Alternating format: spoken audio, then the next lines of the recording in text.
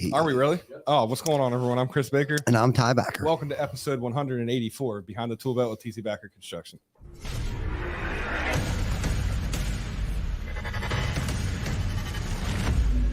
TC Backer. Roofing, siding, windows, gutter, solar.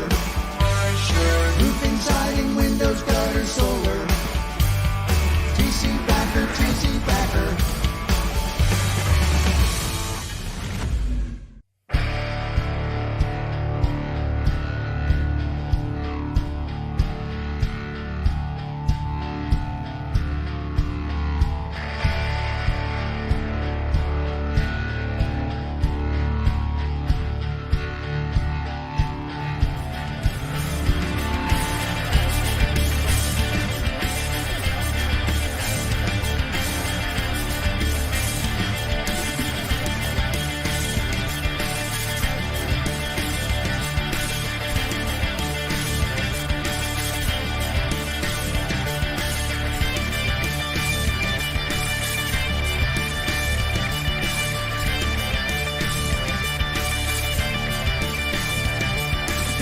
Behind the Tool Belt is sponsored by Lead Scout.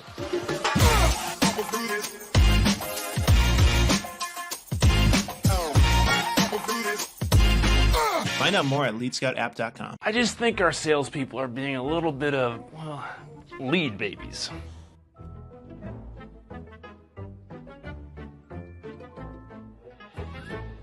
Yeah, we don't say lead babies. It's okay for people to specialize in selling instead of canvassing and lead gen for themselves. We call them roofing sales professionals. Surprisingly, sales are way up as we've built heavier duty lead gen systems and let our salespeople be roofing sales professionals.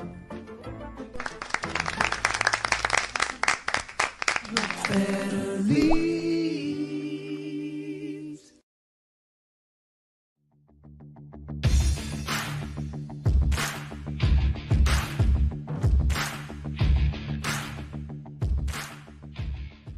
TC Backer, TC Backer. And We are back. Roofing family, TC Backer family, Behind the ToolBelt family. Be authentic or get the fuck out family. Because we probably got some of them guys in here too now, right? have to. Yeah, we got the one and only Eric Oberembt. You guys have probably seen him on here before. You guys have probably heard of him because he's like something like a legend, right, Eric? He is fucking. That just makes me sound old, but thank you. You are. You're old comparatively to I everyone mean, else compared in to the industry. me, for sure. But Yeah, compared to you, yeah. For sure. yeah, so how's everyone doing tonight, man? Fucking rocking. I know. It's It's a great day. It was week. Wednesday. That was not really a Monday, but what made it special is that it was Wednesday, and it was Yeah. weird to come back to work knowing that we had to do this tonight. I think Right. that's like the first time we ever had off like that, and then came back and, Yeah. and started out the week doing a podcast. Yeah, Fisher called me out this morning. I went to do I've been trying to like just throw random stuff on there to, motivate myself more than anything by writing shit. I don't know if that helps you guys by like writing shit sometimes. It kind of goes in your head and you like actually take your own advice sometimes when you write it down. There you go. But so I made a post this morning and shared something and I wrote down Happy Monday peeps on the thing and I got called out Whoops. because it really it just felt like a legit Monday. Totally. You know what I mean?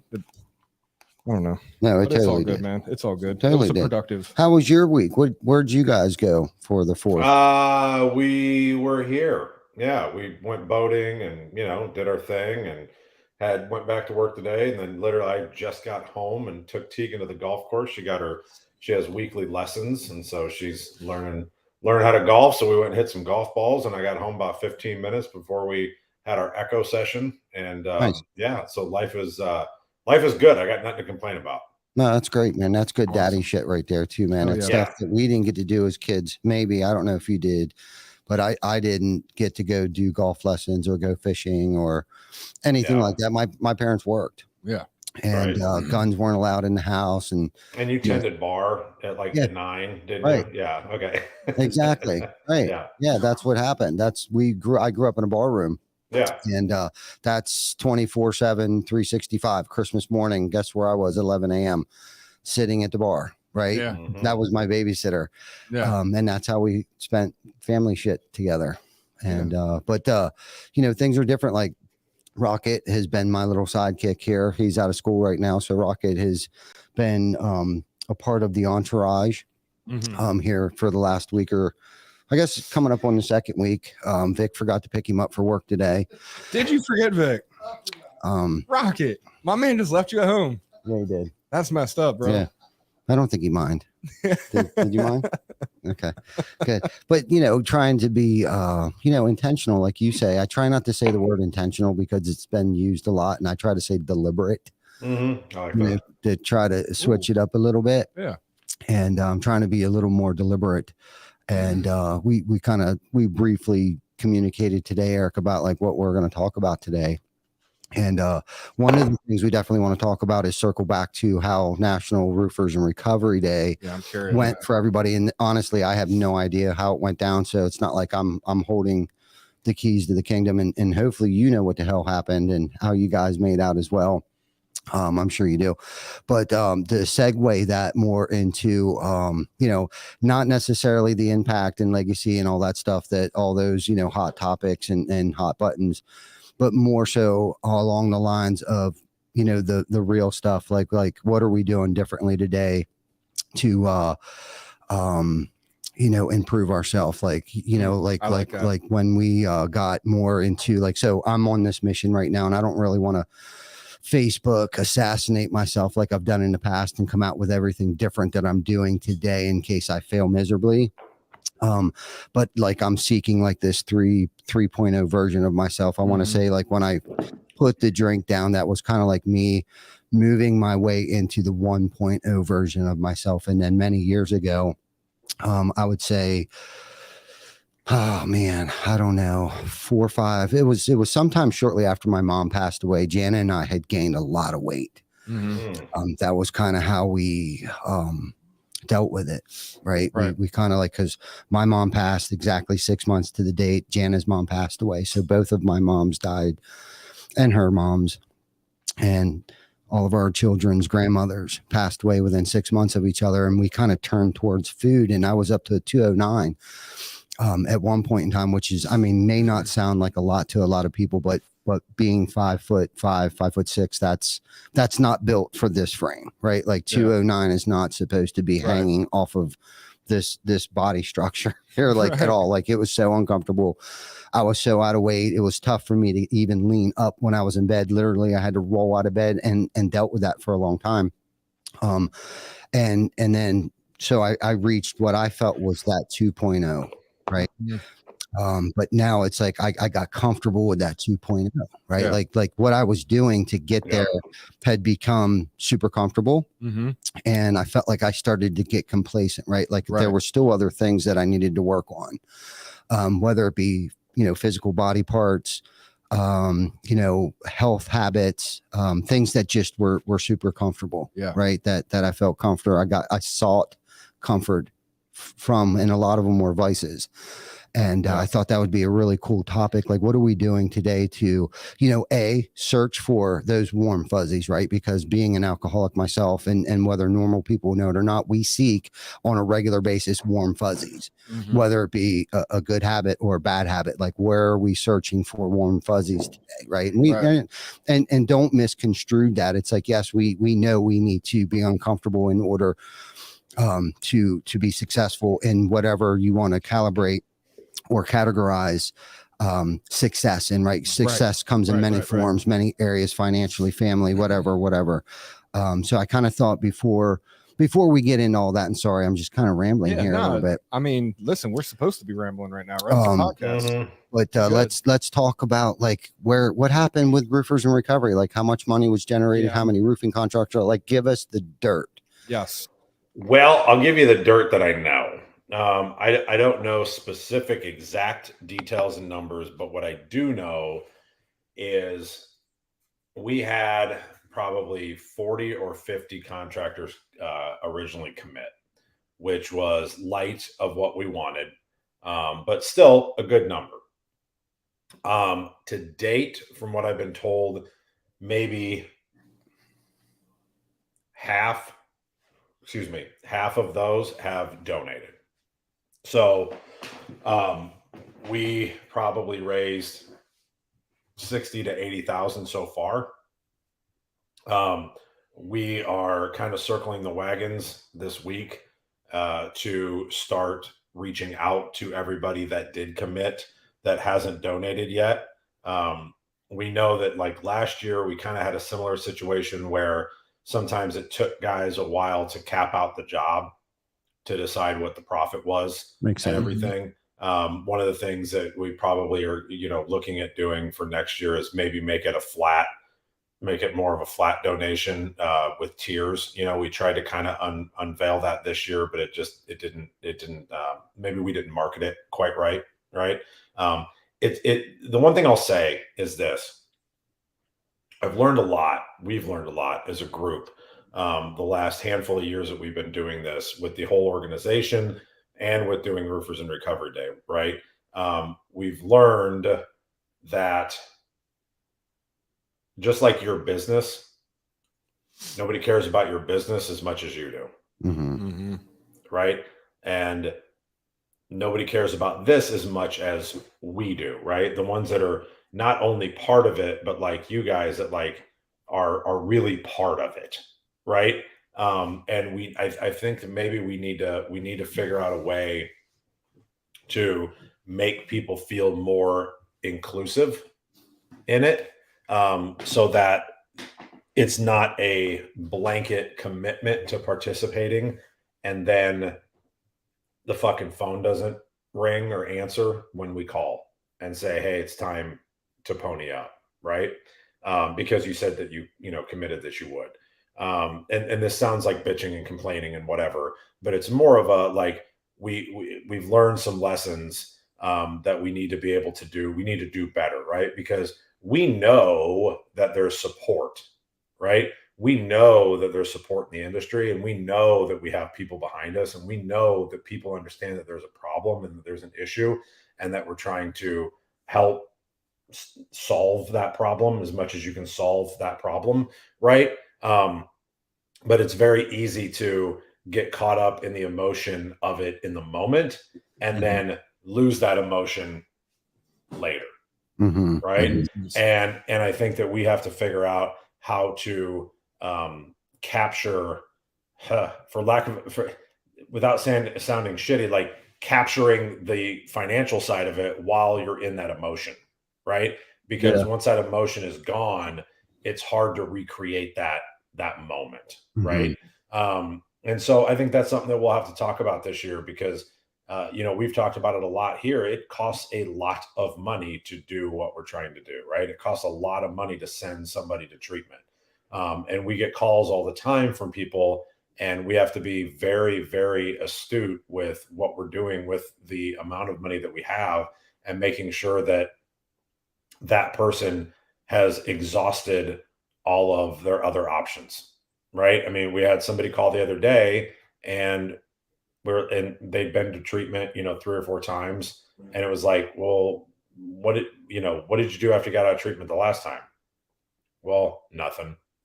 Okay, well, maybe we fucking start there, right? So maybe we start where you didn't do shit after you went to treatment, right? So like, everything they're going to tell you. So how about we hook you up with somebody, which we did, in your market. Guess what? It was my market. They lived here, right? So like, I got on the phone with them. Billy Fain got on the phone with them. Josh, like all these guys in a local area that are part of Roofers in Recovery. And we had that guy going to 3 meetings a day. Nice. Right?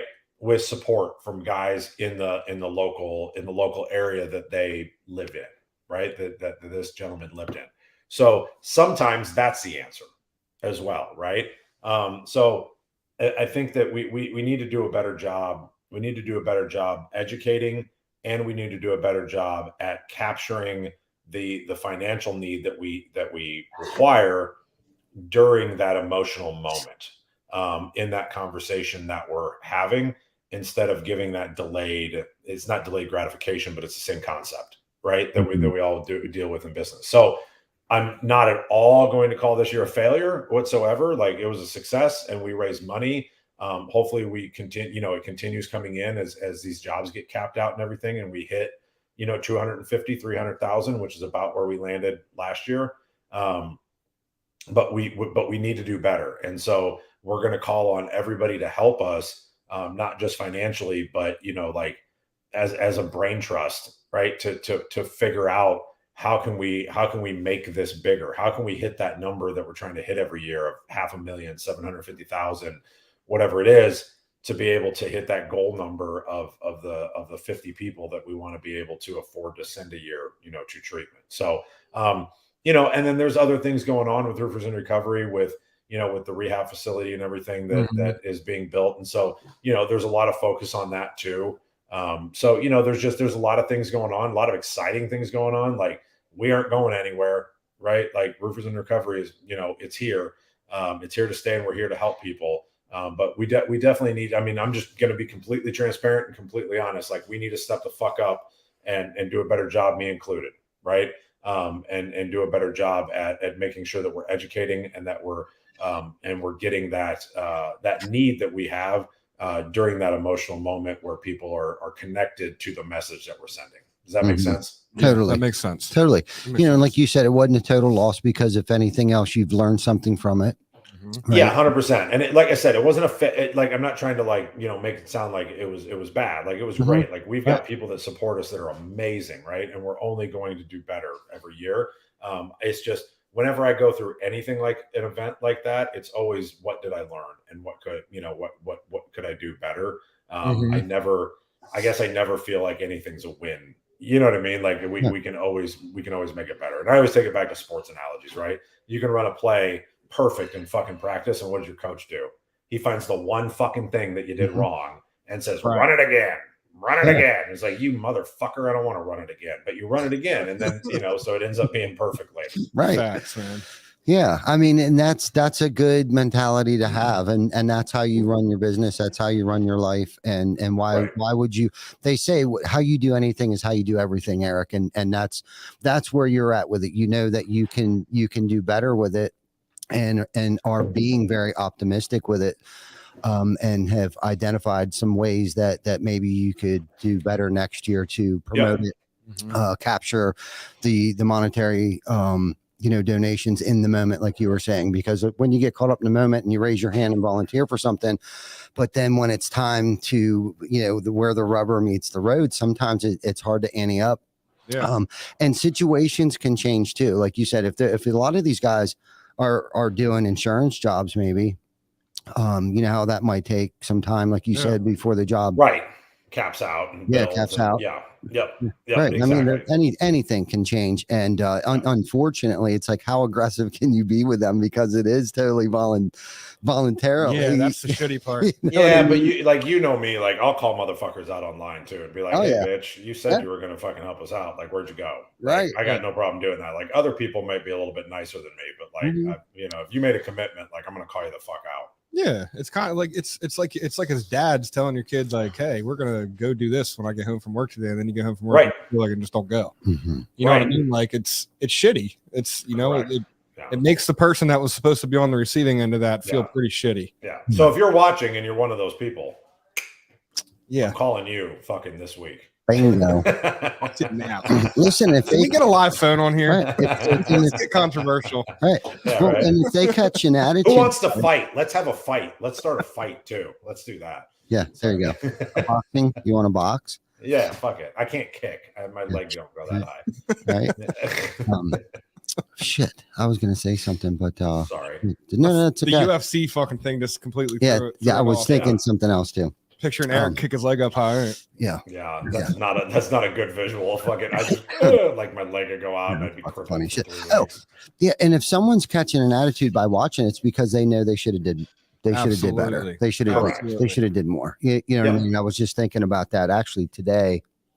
I had a conversation with somebody, and the more that I work on myself, the more that I can identify things in other people. And I'm not saying that in a way where I'm trying to take the focus off myself or find their character defects in them, not whatsoever, but just being able to identify things quicker. Like, the reason why this person got upset with me is because I knew they thought they should have did better, and how I responded, was on me. to that, knowing what I know now today. And it's like, Eric, you touched a little bit on delayed gratification, right? So you can look at somebody and know that they're a worker or one of those that are seeking instant gratification, or if they're a person that is seeking delayed gratification. Like, you can tell a lot about a person once you've worked on yourself for so long and know exactly what I'm talking about. Like, working out is the delayed gratification, right? Like you talked about something the other day, Chris. I think you might have posted, like, don't quit 5 minutes before the miracle happens. Yeah. And really, I think that goes into a lot of my upbringing over the past. Oh, by the way, so I got that from you, by the way. Did you? Yeah. Okay. That's something that I picked up from you. Thanks, Dad. That was a tie back. Listen, before I forget, Jana celebrated 13 years yesterday. Hey, Jana. Everyone give Jana a round of applause in the chat there. Yes. So let's see some Janas up in there. Big shout out to Jana. And that's dope. Yeah, it is. And she gets it too. But you know what I mean? It's just funny now that with my eyes, I feel like my eyes are opening as time goes on, and I identify things with myself and figure out how I tick, and the complacency and things like that I was touching on earlier, and what was acceptable to me before isn't so acceptable today. And I have to empathize with individuals that I may communicate with, those that I may associate with, those that may be partners. Whatever the case might be, I have to understand that they haven't gone through what I've gone through, mentally, physically, spiritually. And I have to have empathy for those that may not get it, or it really comes down to what is my behavior today. And we talk about this all the time, that I can handle any situation as good as I want, or I can make it as bad as I want. And I've done that many times. And see, this is the thing too. It's like, okay, and I'm going to touch on leadership here just a little bit. And it's like, yes, a part of being a leader is definitely how you treat others, right? But not only that, there's many different layers and areas of leadership, right? And one of many parts of being in a leadership role or position is how you handle stressful situations.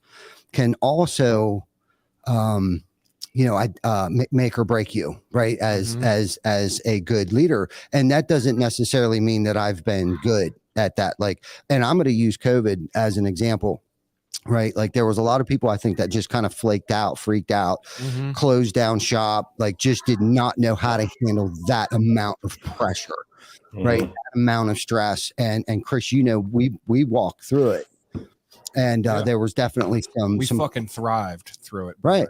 That's what we did. Just talking about that earlier today. Yeah. And it just gave me goosebumps. Like, I literally have hair sticking off my arm right now. And by no means am I perfect. I've showed my ass on many occasions, but I don't even know where the hell I'm going with this. Somebody save me on this. Well, I'll give you an example. I'll give you an example to back up your point.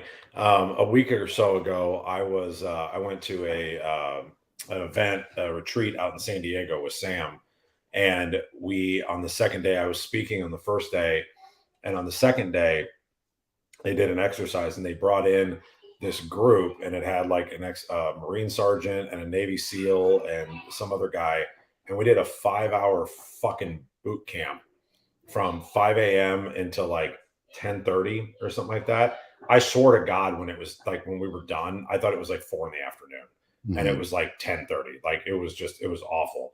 But it was just PT and yelling and fucking, we had to slide through mud and shit and carry fucking, pretend dead people up fucking hills. And I mean, it was wild as hell. But we would stop, and there'd be these moments, like these learning moments, because the point was to learn about leadership under pressure, right? What do you do when you're under pressure? What do you do when somebody walks up to you and sprays a fucking fire hose in your face while they're telling you to do burpees, right? Or fucking stops you and makes you go jump fully clothed with your shoes on into an ice bath for 10 minutes, right? What do you do then? What do you do when you get out and you're soaking wet and then you got to drop down and do fucking push-ups in the dirt, which is now mud? And you know what I mean? Like, and how is your reaction time during that, right? And so it's the same idea. Like I learned a lot.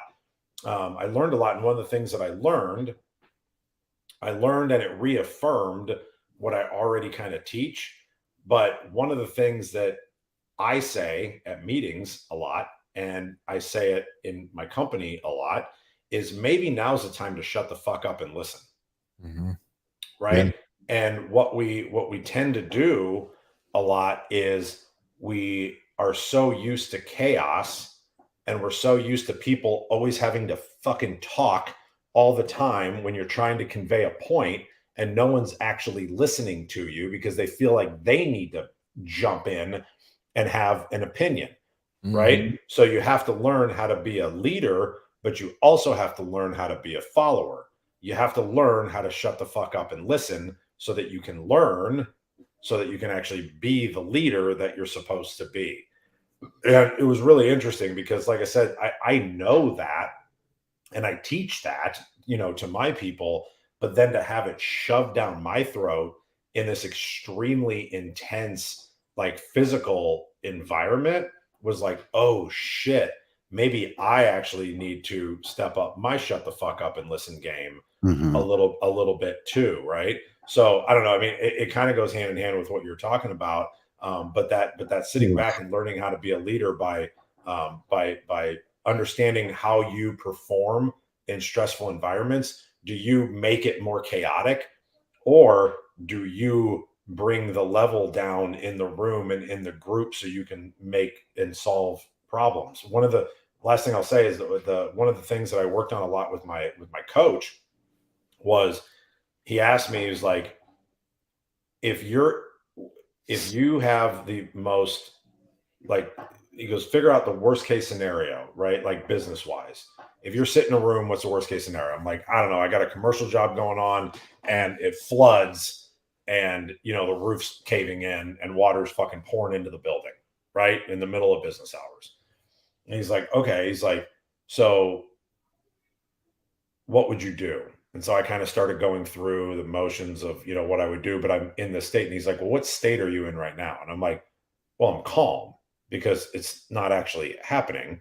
And so I can sit here and like go through like, okay, first thing I do is I call the owner of the building. The second thing I do is call the insurance company and let my insurance company, let them know, hey, we're going to be filing a claim. Then I'd get guys out there to make sure that we're doing emergency mitigation and we're tarping it and we're getting the tenants out and we're getting buckets and we're getting water out of the building and blah, blah, blah. And I go through all the steps. And he's like, okay, well, if those moments happen to you and you can be in a state of calm during that time, then you can make those same decisions. And you don't have to have your heart rate fucking go through the ceiling, and you don't have to be anxious, and you don't have to do, all of those things that we think that immediately we'd be like, like, what do I do? Right. And so the best leaders are the ones that are able to, in a state of chaos, stay at a level of calm to be able to lead. Right. Whether that's in business, military, sports, right. Whatever it is, right. Who are the sports teams that consistently win? You don't ever see a sports team. You don't see my Chiefs in the fourth quarter when they're down by fucking 2 touchdowns. You don't ever look on that sideline and see them panicking. Right. Who do they look to? They look to their leader. They look to Pat and they go, what are we going to do? And he's like, we're going to fucking drive down the field and score. Right. Yeah. And everybody believes it because everyone believes it. Right. Everybody's calm.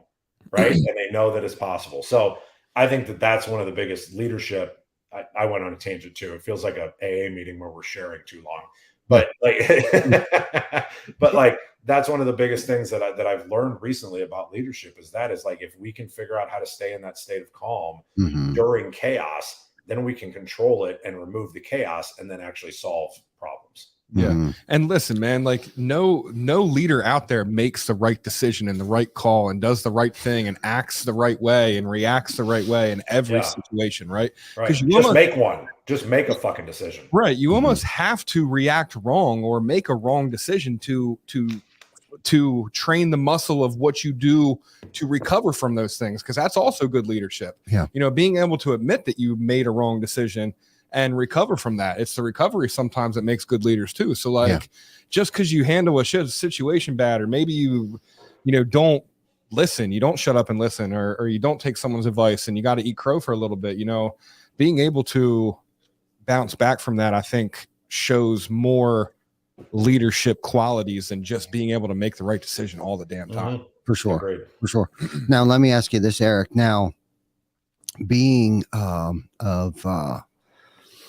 not being able to remain calm or suffering from neurosis or something like that. Now, where I've struggled with that in the past is I always, well, not always, but used to always say, well, that's why I'm such a high performer, because I am high level, high energy, and am neurotic, right? Like I wouldn't be who I am if I wasn't. So define neurotic. Not in a that's a good question. Define neurotic, because my interpretation of my neurosis may not be the same as somebody else. I would say more so like not like, so if I had an issue where a roof was leaking, there's no way that I would remain calm, right? Because I feel like you have to have some sense of urgency, and that's where my neurosis kicks in.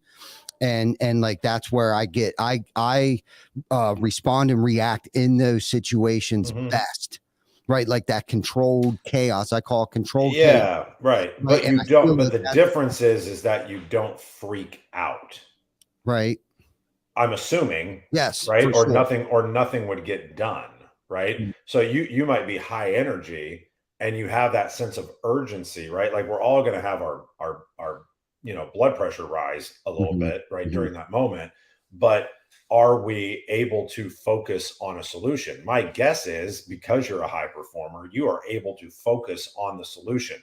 And if you are all over living in chaos, like truly living in chaos, there's no way you can focus on a solution. That's right. true. So that fact alone means that maybe you're identifying yourself as something you're really not.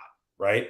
Like you have this high energy, but like you still are able to focus and like get a lane and get a narrow focus on like, okay, this is what needs to be solved. Right. I see Chris nodding his head because he sees it when you do it. Right.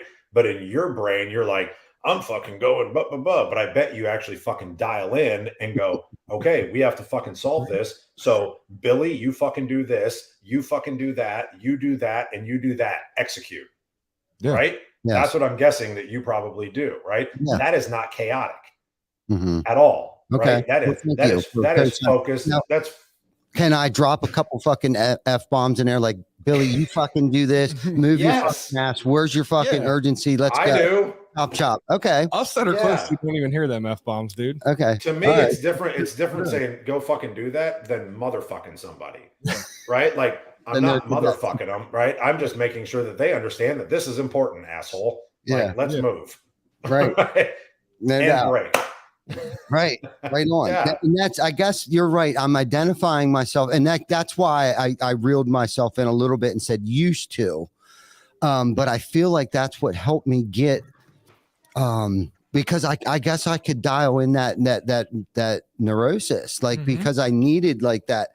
That's what gets my heart throbbing, I think. But then I've learned to harness that, and I've talked about this before, like that negative energy into like a positive force, more of to go in the right direction and to get shit done, because it like that sense of urgency, like we got to get moving here, and everyone else is kind of standing around like a deer in headlight kind of look, and it's like because they're scared of making the wrong decision.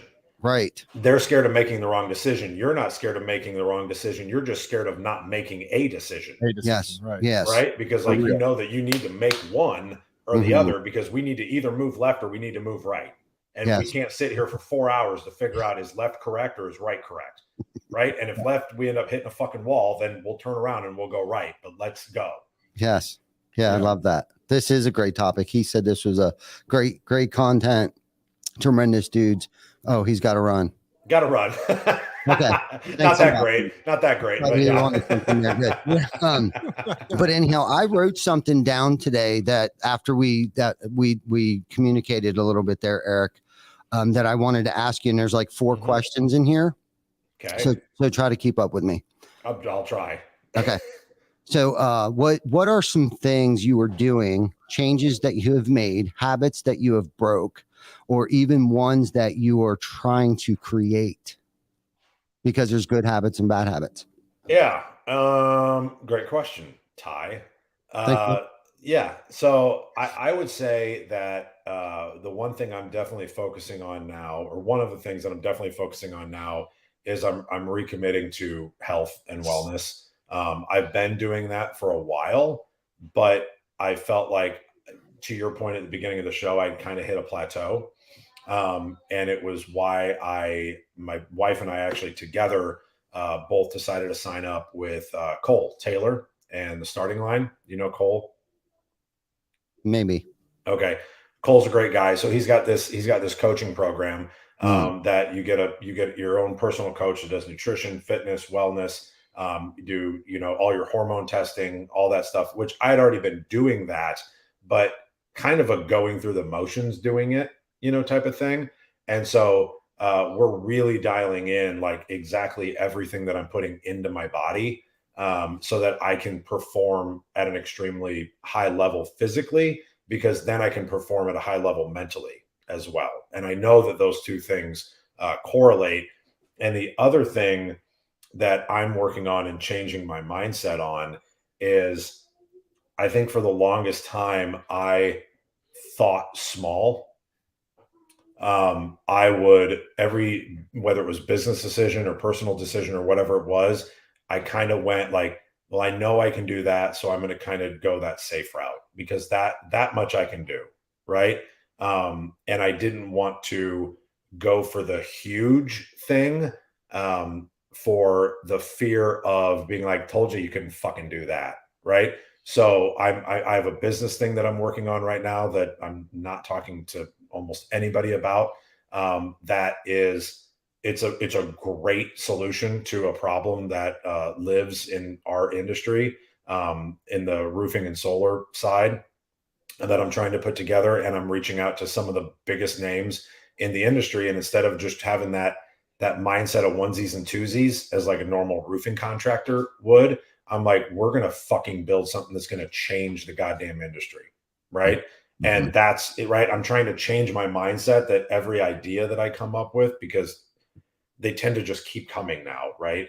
That I want them to be big. I don't want them to be small anymore. Right. Chris, you asked about the Roofers in Recovery, the documentary that I was filming the last time that we talked. Right. Mm-hmm. I have completely changed that.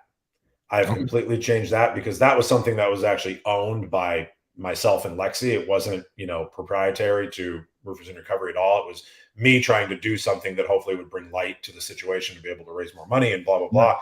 And so I have completely reframed that documentary as well, rewritten the entire story and script, and are shopping it to some really big names, like in not in our industry, but like in the show industry. Right. And I've got some meetings coming up with that, to where like I've now got a big, hairy, audacious goal of, I'm going to make this movie, and I'm going to sell it to fucking Netflix, and watch me fucking do it.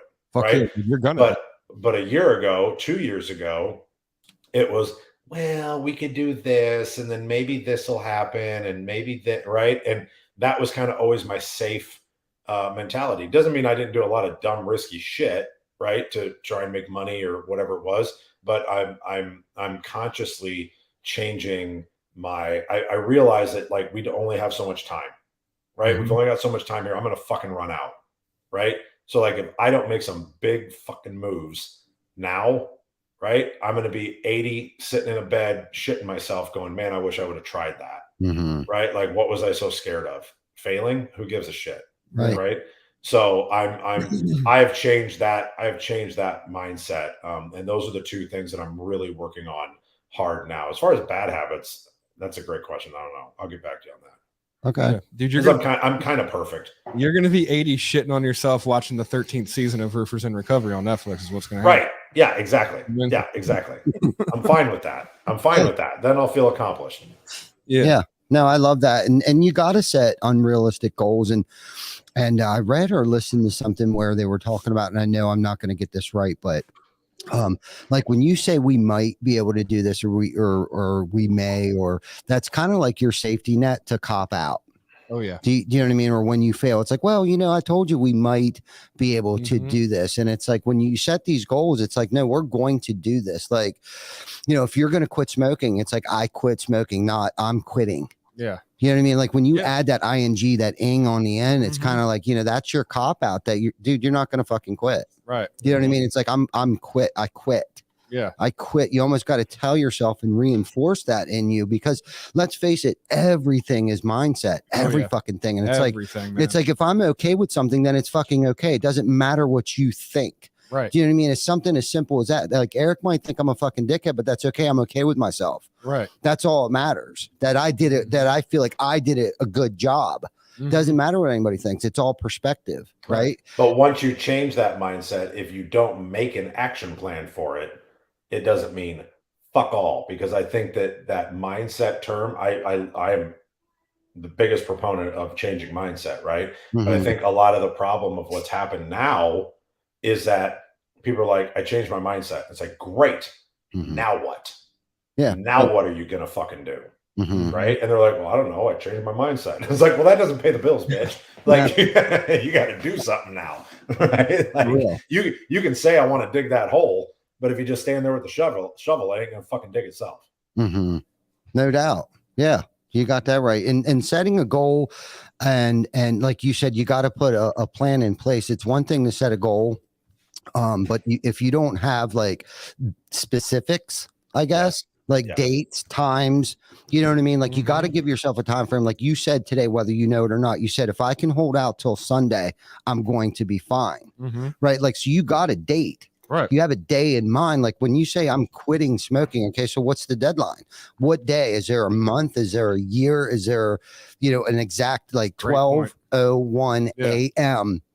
is my last cigarette. Do you know what I mean? And I think that's where a lot of people fail, because it's more than just a mindset. It's having a game plan and following through with that game plan with no mites or we may.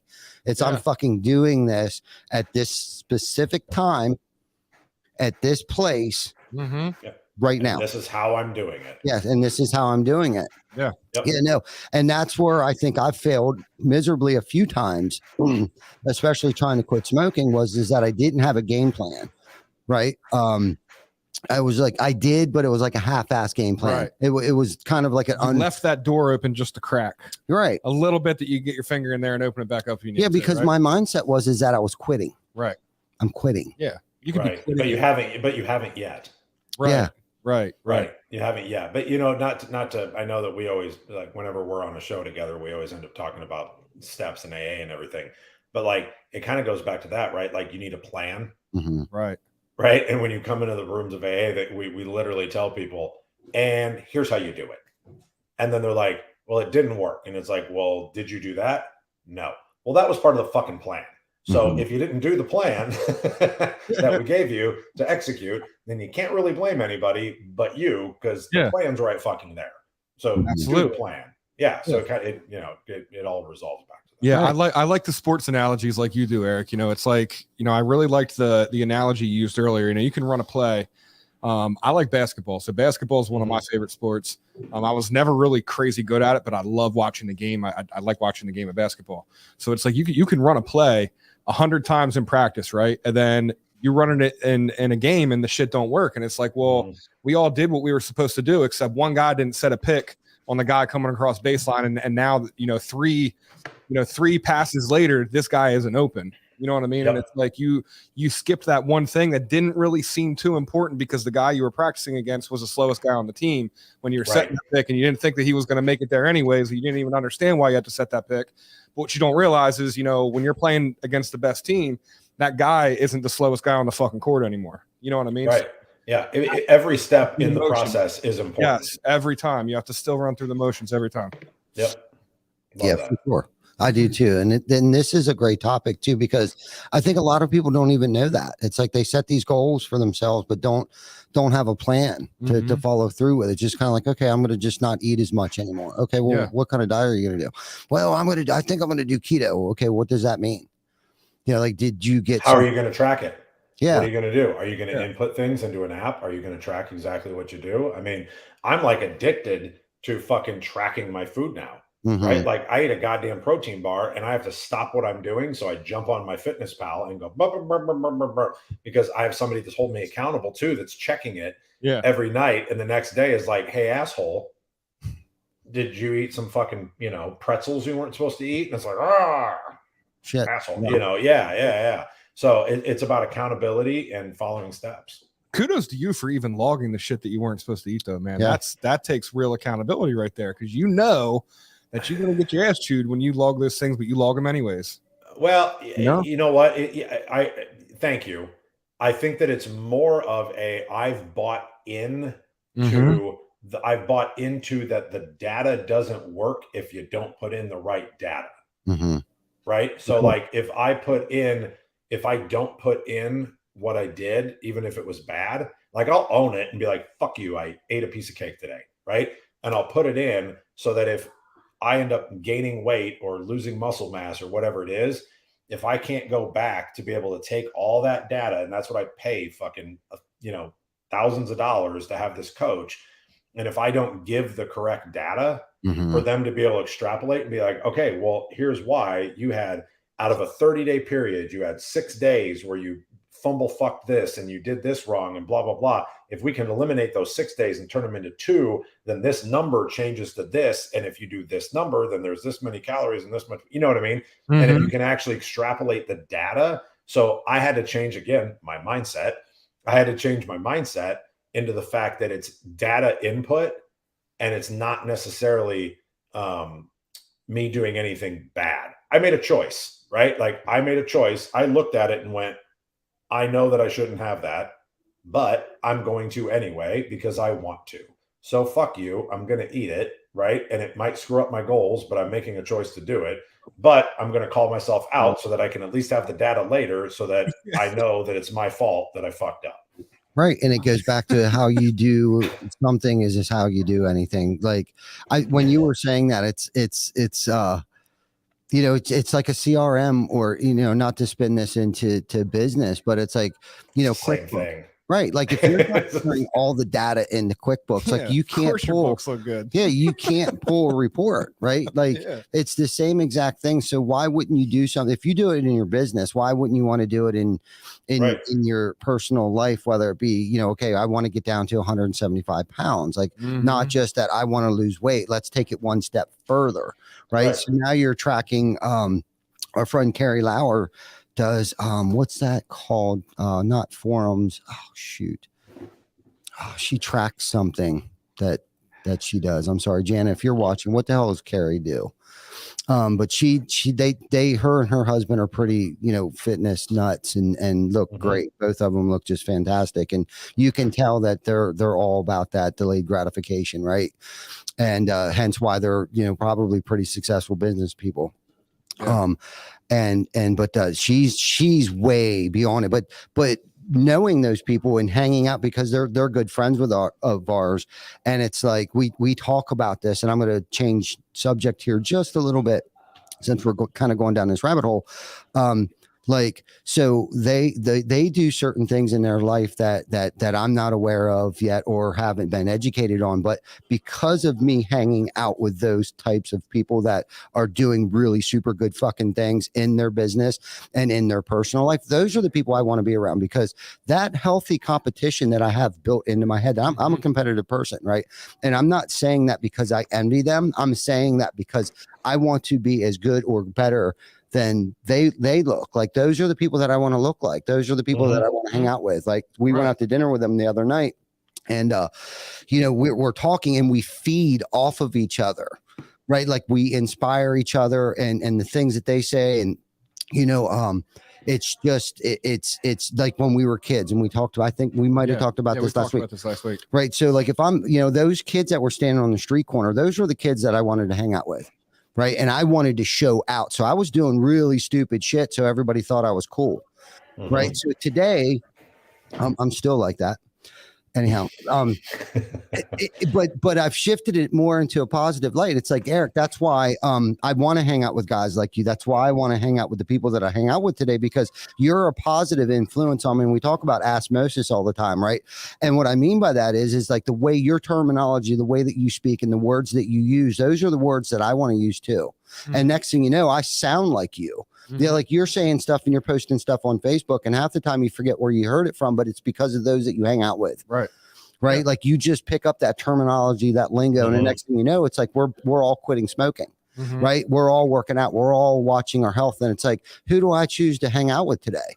Because I'm only as good as you. I'm only as good as those that I surround myself around, because I got to be super intentional about that.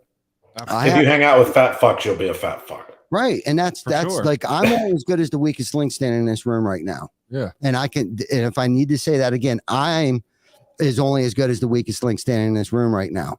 Right. And I'm not saying that to sound like a fucking arrogant prick, but I'm just saying, think about our entire lives from childhood, because we were all fuck ups. Everybody in this fucking room except Rocket is a fuck up standing in this room right now. Okay. And because I was a fuck up, Rocket don't have to be a fuck up. Yeah. But because one of the reasons why I want him hanging out with us is because we're not fuck ups today. Right. Yeah. I want to level him up. I want him. It's us grooming the future leaders. Future leaders. Right. It's the only reality that he's going to know. Yes. Absolutely, man. Absolutely. And I want to point out real quick, one of the guys that works at TC Backer made a comment here that I've been kind of looking at. He said, follow discipline over motivation, because motivation isn't always there. That's good, James. That's good, because motivation, that's a lot like momentum, right? Right. Where do you get momentum? You get momentum from victories. Yeah. What happens when you fail? That momentum's gone. What gets that motion back going is discipline. You know what I mean? Taking those baby steps, those little tiny victories, starting, doing those tiny victories every day. I like where you're kind of going with that, but that's one of the questions that I had asked Eric, those good habits. Yeah. If you're disciplined, I call fucking vitamin D. Yeah. GC. If any of those that have ever followed Grant Cardone, he talks about vitamin D. And what he said, what he means by vitamin D, like, I need vitamin D in my life, right? He's talking about discipline. Right. He's talking about discipline, because without that discipline, it becomes a habit. Right. And Eric, that's why I asked you, like, what good habits are you trying to create? Like, what discipline that becomes a habit, but then 6 months from now, that's just not good enough. Like where you were, and you're trying to create those big audacious goals, right? For yourself. It's like that goal, you were thinking small back then, but your eyes have been opened up to something like, fuck, dude, I was thinking small, bro. It's like, no, we can step this up. I can start counting fucking calories. Really? I didn't know I could do that. Fuck, man. I'm gonna get an app on my phone. I'm gonna start counting calories. I want to fucking lose 25 pounds by June 1st. And so on and so forth. It's like, and where I got these things from is by listening to people like you. You guys are the people that I hang out with.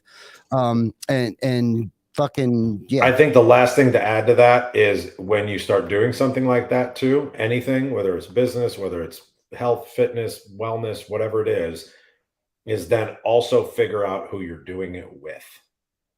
Yes. Right? If you do it alone, more times than not, you will fail. If you do it with somebody else or with a group or people that are on the same mission as you and have the same vision as you, which is why our businesses are successful, because we get our people to buy into our mission, right? We get people to buy into what we're doing and why we're doing it, right? And that it's not just about sales, it's about what we do with the sales, right? But if you get somebody else to do this with you, your chance of success is exponential, right? It goes back to recovery as well. We cannot stay sober by ourselves. Right? We have to have other people on this exact same mission with us to be able to achieve the life or the goals or the whatever it is that you're trying to achieve. You have to have somebody, you have to have a partner or partners or a group of the people that you're talking about that you want to be surrounded with. You have to have somebody else or some other group that is with you on that mission. Because if we don't have people holding us accountable, A, you're a lonely fuck. And B, it's just not, and it's not fun anymore either, right? You don't get to enjoy it, right? You don't, nobody's going to continue doing some shit that they don't enjoy. Doesn't mean that it's not hard. Like, I enjoy doing hard shit. I might not enjoy it in the moment that I'm doing it, right? I don't love lifting heavy weights all the time when I'm doing it, but when I'm done, I feel fucking fantastic. And I know that I'm going to. And I also know that I have an accountability partner that's going to be like, what'd you do today? Well, I did this. Fuck. I better go do one more. I better go do one more. Right. So for anybody watching, like, that's the key to it as well, is don't do anything just by yourself. I don't care if you're a leader, if you're an owner, and you feel like, well, I have to do this by myself. I can't, like, everybody else is below me. Everybody else is beneath me. Motherfucker, you will fail, right? You will fucking fail. No doubt. No doubt. And this is the thing too. I'm responsible for this. I'm responsible for those that I hang out with. You know, we're all in a position today where we get to pick and choose who we roll with, right? So if it's nobody else's fault if we succeed or if we fail in that department, right? It ultimately, at the end of the day, that's on us. Right. Yep. Right. And like, I like how you said that we get to share that success and those victories. You know, we won't, if we don't have other people around us that are lifting us up, holding us accountable, and lifting us up and inspiring us. Cause I think right now I'm on like this huge, inspiration kick, right? Like, I'm trying to be super deliberate about, you know, those who I hang out with to make sure that they don't snatch my spirit, and that I feel inspired or when I'm around them, and creative, and all of those warm fuzzies, that those warm fuzzy things that I'm searching for, because I've put myself in so many bad situations and positions, and hung out with just bad people, and didn't realize that, first and foremost, I thought that just was all I deserved. Right. And I just thought that's just how it was going to be. It was also all you knew. Yeah, it's all I knew. I had no idea I had a choice in that. I really had no idea that I had a choice, that, like, okay, so go to a different neighborhood to hang out with, or whatever the case was. I had no idea. And somebody, I think Gio said, on experience, right? That, and through the experiences, that we've all gone through, have gotten to the place that we're at today. Absolutely. And continuously want to succeed, and whatever category you want to throw the word success in. Yeah. You know, and that can be on many different levels, and just, it's, I think, you know, this is such a great topic. All of the topics that we talked about tonight. Yeah. And I was kind of hoping we could go into, you know, the weeds on this a little bit, like we did tonight. It's just because people don't talk about this shit. It's like, right, I've failed more times than successes.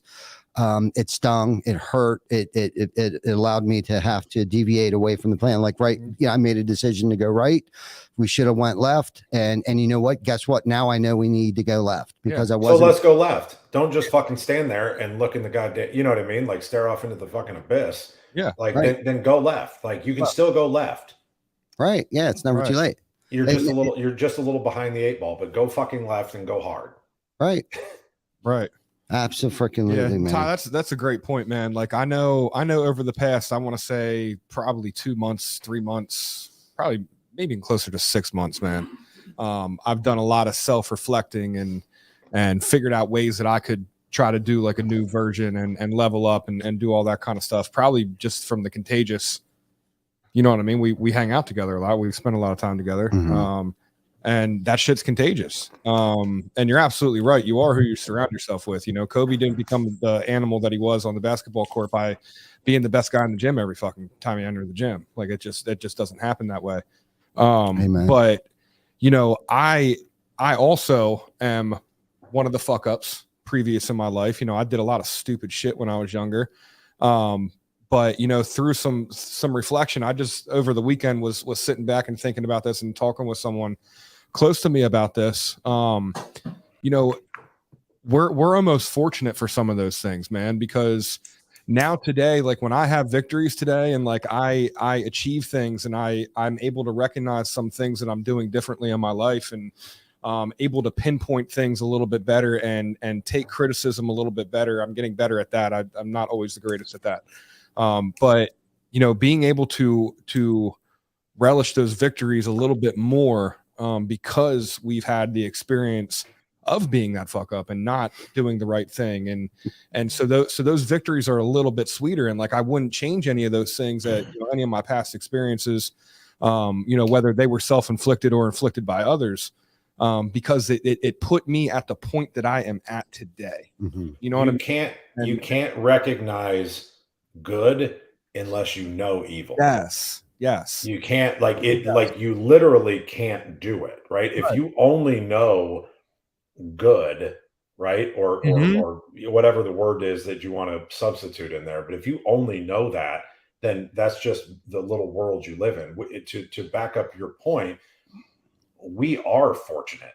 Like we're 100% fortunate that we went through all of the shit that we did. Mm-hmm.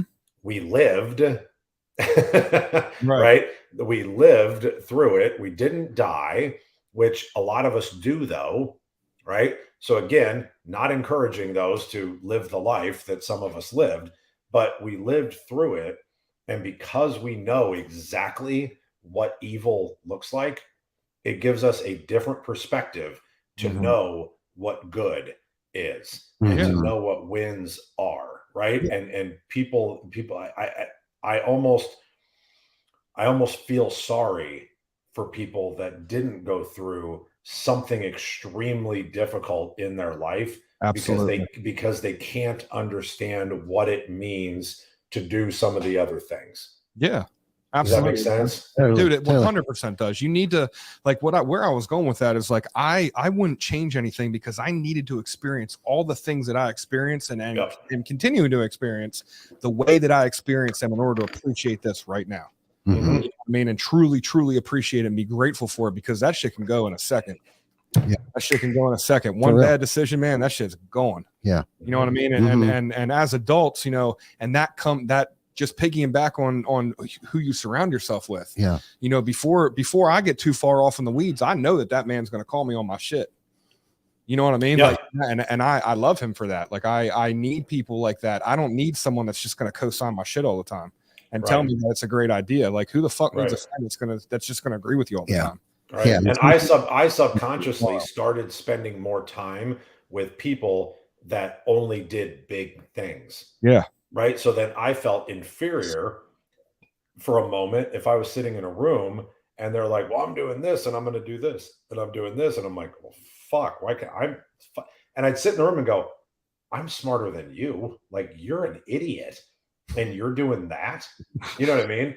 But you know what they're doing? They're fucking doing it. Mm-hmm. Is that, you know what I'm saying? Like, we have all sat in a room with an idiot and went, how the fuck is that guy successful? Well, you know why? Because he didn't put a limitation. He didn't put a self-limiting belief on himself that he couldn't do something. He was just dumb enough to not understand like how hard it would fucking be.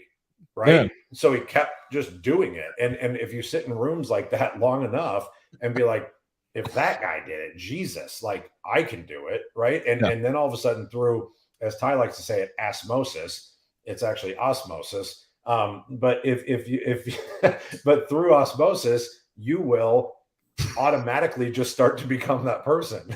Sorry. I don't know if that's a Northeast thing, if it's osmosis. No, I say osmosis because just because you're going to a meeting and you're sitting in that chair doesn't mean it's going to rub off like osmosis. Got it. Okay. So that was intentional. That was deliberate. Very deliberate. Okay. Yeah. All right. Thank you. Yeah. So I've been waiting for a moment to like throw it in, and I couldn't find it until just now. I think I've seen his eyebrow raise a little bit when Ty said it. Yeah. Yeah. Osmosis, bro. You can have that one. Fuck is osmosis? By the way, you can't sit around on your ass and expect shit to happen. Yeah. Correct. Like fucking osmosis. Yeah. Love that. No. Fuck, what else was there? There was something else, but you guys were talking about some good shit. Yeah, man. This has been a good episode. I love having Yeah. Eric on because number one, like he's always good for a little zinger, man. Like he throws some fucking curse word in there with a zinger, and the shit's hilarious. Oh. I'm here to entertain.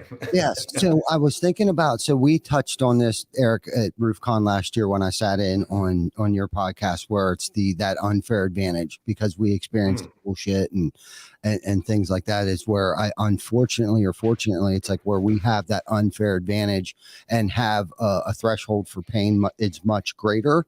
Yep. Right. For a lot of us, everybody actually, it's standing in this room right now, especially you, Eric, is our unfair advantage and for risk taking, right? To take risk, good risk today.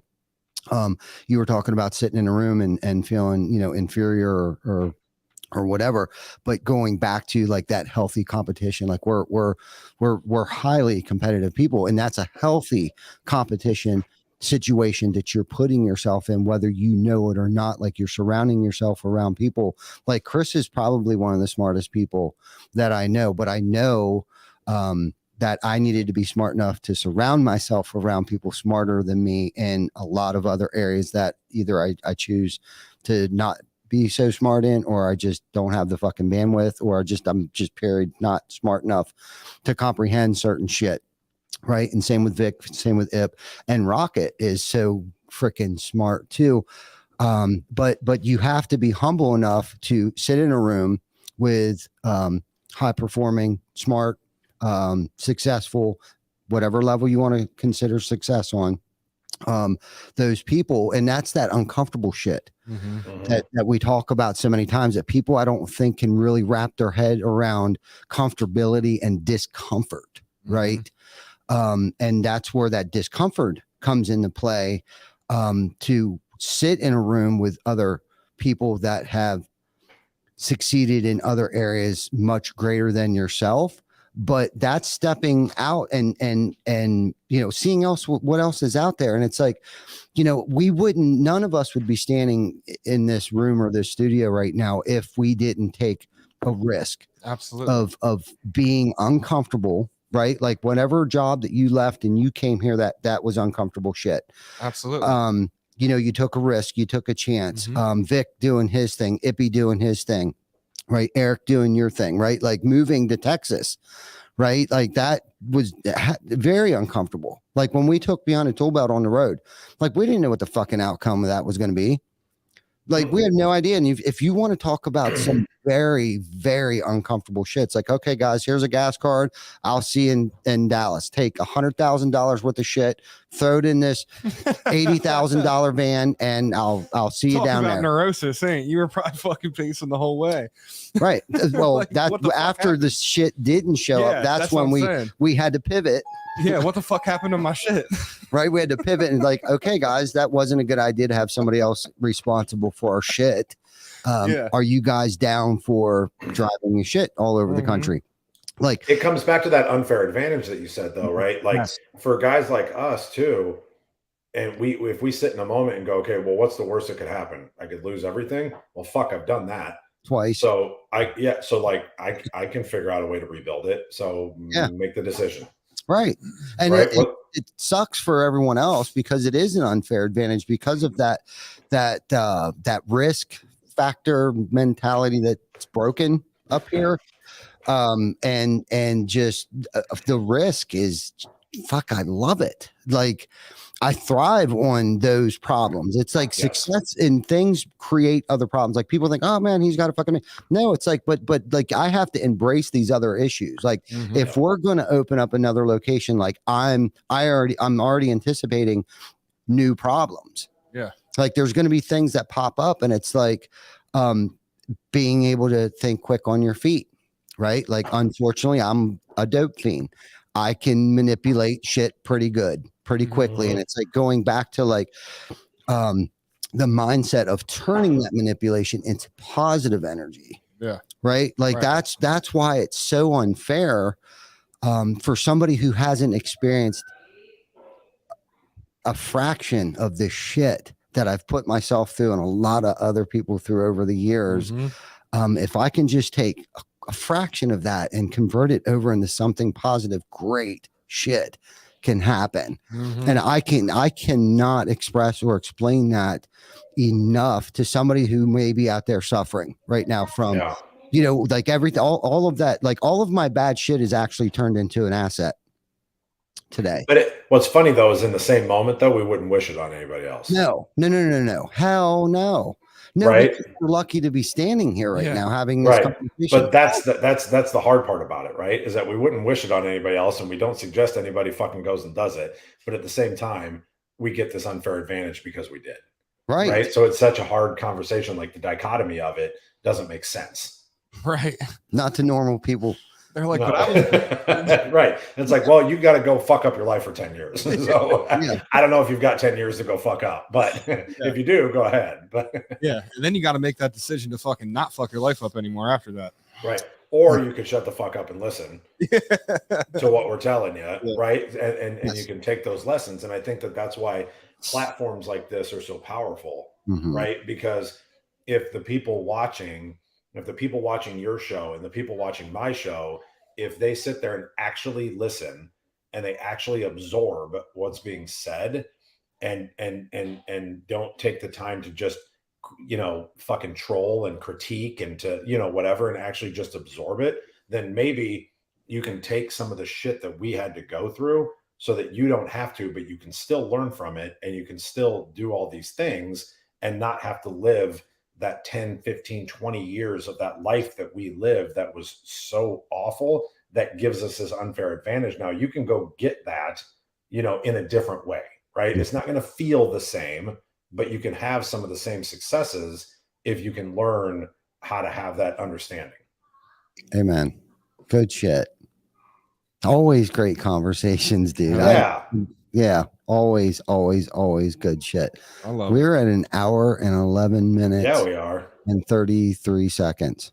Yes, sir. Ridiculous. And it felt like a half hour. I It know, totally right? did. That's what I'm saying, Yeah. man. It's like that every time that we have you guys And on. there's awesome comments in there. Thank you, everybody. I don't know what the hell half that shit you guys are talking about in there, Mm-mm. but thank you. They got a thread going, bro. I've been watching. Yeah. it. Well, Some of them type like you talk, so they're hard to read. Yeah. But thank you for playing along with us and co-signing Yeah. our shit Yes. and inspiring us to continue to keep doing this. And really why I think half of why we keep doing this is because of the people in there watching. Agreed. For sure. And the other half is just for our own entertainment of each other. exactly. We have Yeah. nothing better to do on Wednesday night. All right. Well, I appreciate you guys. Yeah, I appreciate absolutely. you having. I appreciate you guys. Nothing at all better going on a Wednesday. No, nothing. No. Honestly, I don't know what the hell. What would you do with your time, Ty? If you just all of a sudden had Wednesday, it would feel weird, right? Mm-hmm. Yes. I just got my. I just have my daughter knocking on the door. Going, Daddy, are you fucking done? Daddy, are you done? Daddy, are you done? Daddy, what are you doing? Daddy, Yeah. Daddy. Yeah. Well- We'll bring her on next time. Yeah. Oh, yeah. I would love Dude, that. we should have a behind the tool belt kids special. We were just let our kids run this shit. I'll bring my kid in. You Yes. guys knock in here. We'll get some people's kids on here, man. Yeah. And just run the podcast. Yeah, I bet they could figure out the echo faster. Oh yes. They'd love it. Oh yes. That would be a great episode. It really would. It would Yeah. probably get more views than our normal shows get. Probably would. Probably. We'd Yeah. have to promote it pretty well. What I've learned is when making posts, the ones that get the most engagement are kids and tits. So Okay. yeah, like those are the two things. Like if it's just you, Mhm. Dude, we're on a health kick, so we don't have tits no more. No. We got well, kids though, so I didn't mean those. I don't know how much engagement man tits get, but yeah. tits are tits, Eric. Are they? No. Are they? They're not. I know I'm getting fried for that one tomorrow. Yes, you are. Probably here. Edit that. Ippy, edit that shit, bro. my plums, all swollen with a light blue hue. to There it There is. it is. He found it. He found the spot. He found it. He said he was slipping that in here today. So Yeah, he did it. He Yeah, did. good Good stuff. job. good shit, guys. So Eric, thank you, man. Thank you for hopping on here. And if y'all signed up for Roofers in Recovery, you didn't pay him, go pay that man. That's coming from me. That's not even coming from Eric. That's coming from me and Ty. Go Yeah. pay that man. Coming for you. If you told him you're going to pay him, pay him. Yeah, Vic said so too. And I was just thinking too. I mean, whatever you can afford, if you plan on sending, half of that shit, $2,500, send 500. Shit happens, man. Because for all we know, man, you could have said at the time when you were at a fucking high of a wave and that shit crashed from, man. And we know that happens, right? Yeah, like, we absolutely. know that happens. But, absolutely. we're just going to keep trudging along.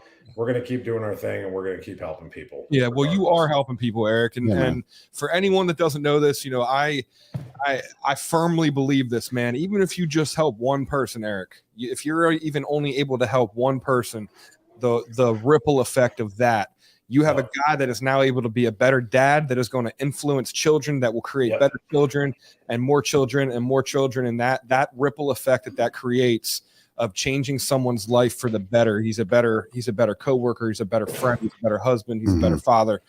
That ripple effect alone from that one person that you were able to send to recovery, man. Like, that's why you do that. And that's why I respect you a lot, man. Cause that shit, it does change lives for sure. 100%. Appreciate that, brother. Appreciate you guys a lot. Thank you. Yeah. If you guys have not done so, make sure you guys hop over to our YouTube page, Behind the Tool Belt on YouTube. Like and subscribe to that. Eric also does have a fire podcast. It's called Be Authentic or Get the Fuck Out. So make sure you guys check out stuff over there. He brings out some pretty real conversations with some of these industry leaders and people. And he's funny as shit. So make sure you guys hop over there. I'll give a little tease. We've got one with Steve Badger for all the roofers out there. Oh, yeah.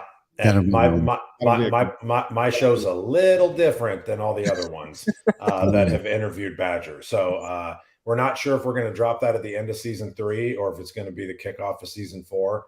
But we've got an interview with Badger, and it's not like any interview that you've seen with him before. Completely different. It's about getting to know a man and not the persona. If you guys know me well enough and have watched any of my stuff, it's all about learning who people really are and not the fucking person they portray on TV or on a stage or, whatever it is. It's about actually getting down and finding out who they are and what they care about, so that people can relate and connect to people, even if you're living in 2 different worlds and you just genuinely want to hate each other. It's about sitting down and having that conversation about how do we not hate each other.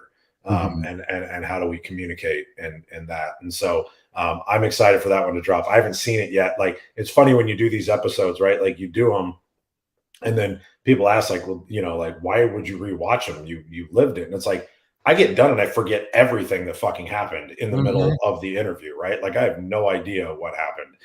And I'm really looking forward to going back and watching that one and seeing how that turned out. So that'll be my little tease for Be Authentic. Is we've got Darth Vader, we've got Badger, and it was a good time. So tune in for that. Yeah, I look forward to that, man. Thank you for sharing that nugget with us. Awesome. Thanks, guys. Everyone, enjoy the rest of your week, man. We had a short week this week. Enjoy the rest of your week. And we'll catch you guys next Wednesday, 7 p.m. for episode 185.